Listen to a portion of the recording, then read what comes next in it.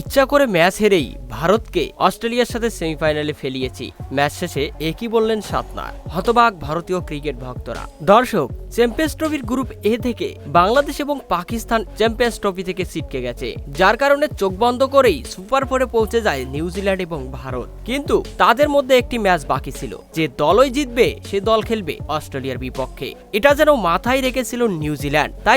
তাই তারা এই ম্যাচে ভারতকে আগে ব্যাটিং দিয়ে 250 রানের টার্গেট নেয়, যা দেখে মনে হচ্ছিল ভারতও এই ম্যাচ জিততে চাচ্ছে না, কারণ জিতলেই সেমিফাইনালে মুখোমুখি হতে হবে অস্ট্রেলিয়ার মতো দলের সাথে।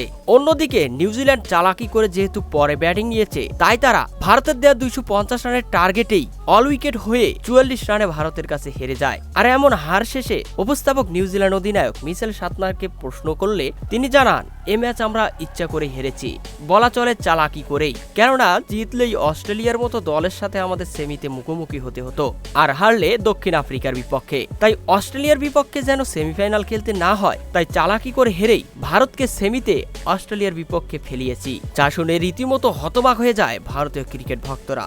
তো দর্শক, আপনাদের কি মনে হয়, ইন্ডিয়া কি পারবে সেমিতে অস্ট্রেলিয়াকে হারাতে? কমেন্ট করে জানিয়ে দিন।